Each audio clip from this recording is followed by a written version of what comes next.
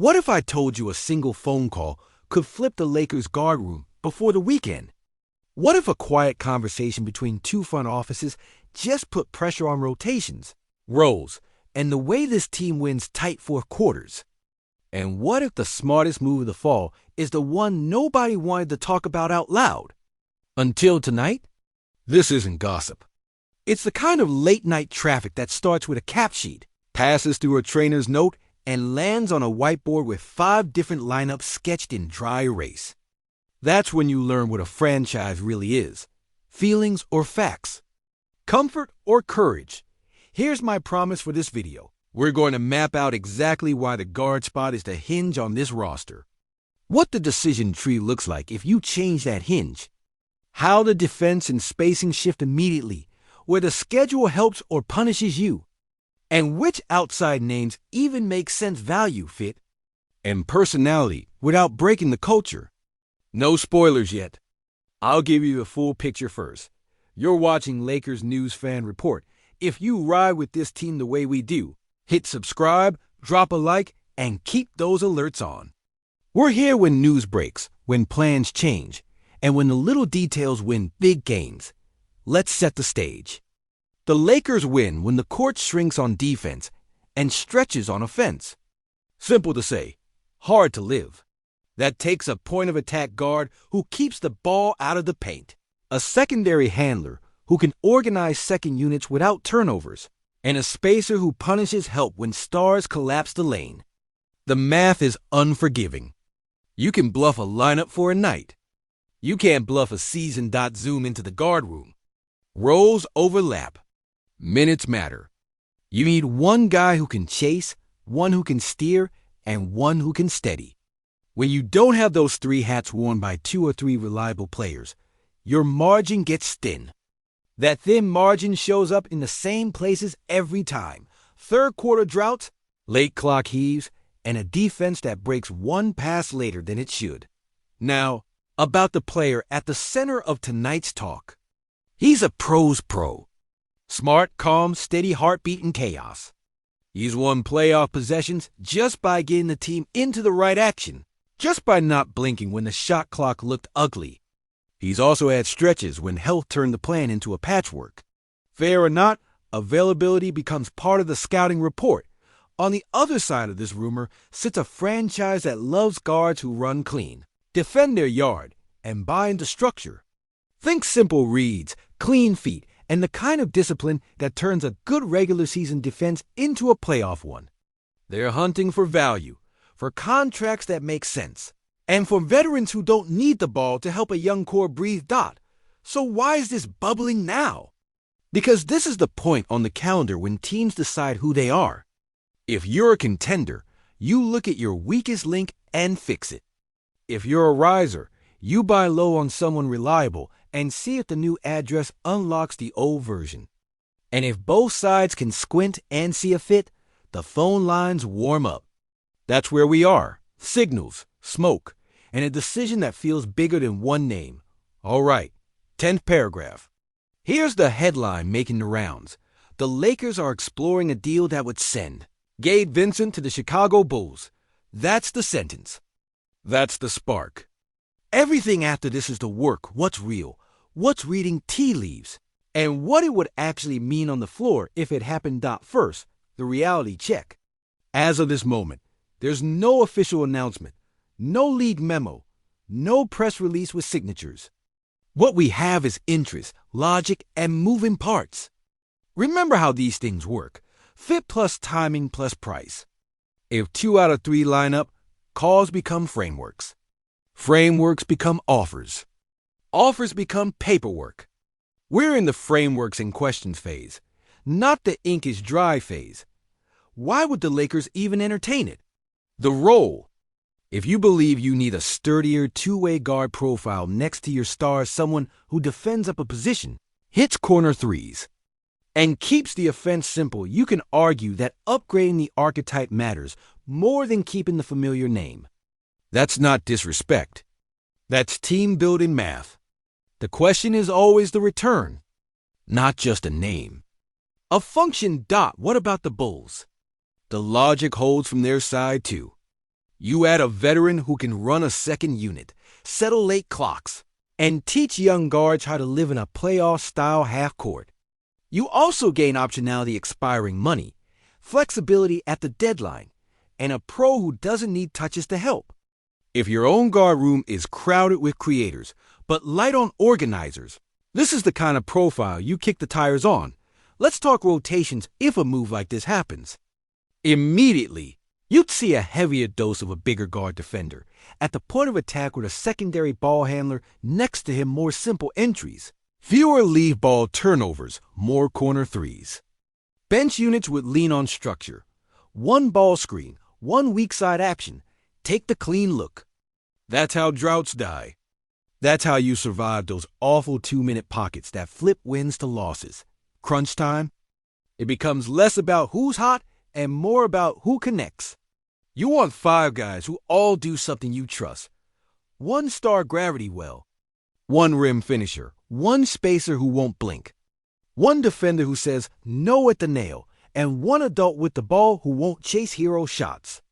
If you get that mix right, close games become coin flips leaning your way. Defense is the hidden headline. A sturdier guard body at the point of attack lets you keep your wings at home. That keeps your big out of emergency help. Suddenly the closeouts are shorter, the rotations are cleaner, and those scramble threes the other team lives on, they go away. 1 tweak at the front unlocks calm at the back. Of course, nothing exists without the cap. These aren't fantasy buttons. They're spreadsheets with rules. Any Vincent move has to make sense on money, years, and flexibility. If the return adds defense and decision-making without handcuffing future picks or future summers, you listen. If it costs you both draft oxygen and rotation stability, you walk away. The window is open, but it is not desperate. That's the line. There's a human layer too. Gabe Vincent is respected. Locker rooms feel it when a pro leaves. The flip side is that locker rooms also feel it when the fit gets cleaner. Rows get tighter. Minutes make sense. Everyone knows when the ball pops and responsibilities are honest. That honesty wins in April even if it stings in October. What about health? That's the silent driver. If you believe you're getting 60 strong games out of your guard rotation as is, you can keep the bet and ride. If you worry the start-stop rhythm is going to haunt the winter, you preempt it now. It's not romantic, but it's grown-up basketball. Availability isn't the only ability, but it sits near the top. Schedule check. The next 10 games bring a mix of heavy pick-and-roll teams and wing scorers who live on the second side. If your guard defense is sharp, you win those possessions without help. If it's not, your wings end up on roller skates, and your big gets foul trouble. This is exactly the stretch where a cleaner guard profile pays off twice, once at the point of attack. Once in how fresh your stars are late. So let's ask the hard return question without naming fantasy packages. If you're moving Vincent, you're aiming for a guard who can do 3 things on most nights. Fight over the first screen, hit the catch and shoot 3, and make 1 good read under 8 seconds. Doesn't have to be flashy. Has to be right. If the return checks those boxes on a workable contract, you can explain it to your locker room and your fans with a straight face. There's a version of this where nothing happens. Front offices talk all the time. They test ideas. They build if-then charts for January. In that version, tonight is just a reminder. The Lakers are hunting two-way habits, not just names. And Gabe Steady, professional Gabe Still, has a path to being the adult in the room when the game gets noisy. Both things can be true at once. But there's also a version where this sparks a chain reaction. A rotation tweak forces a bench role to grow up. A bench role becoming reliable lets a wing play fewer fake minutes. Fewer fake minutes means fresher legs in crunch time. And fresher legs in crunch time is where seasons flip. It's all connected. Let's talk fit with stars, because that's the only conversation that matters in May. Your primaries need space, structure, and trust. Space is shooting. Structure is a guard who gets you organized in 4 seconds. Trust is knowing the ball won't stick, and the defense won't die on the first screen. If a trade delivers two of those in the same jersey, you say thank you and move on. There's also the chess match with the West. Everyone is taller and more switchy than last year. The teams you're chasing don't give you mistakes. They make you earn good looks. That means your guard has to survive switches without panicking and attack switches without wasting the clock. You don't need a magician. You need a grown dash-up dot now emotion. Fans fall in love with names. Coaches marry actions. Front offices bet on habits. Vincent is easy to root for because he plays with a call most guards would pay for. That's why this rumor stings for some. That's also why it might be the exact kind of move that helps both sides find the role they need right now. Two truths, same sentence.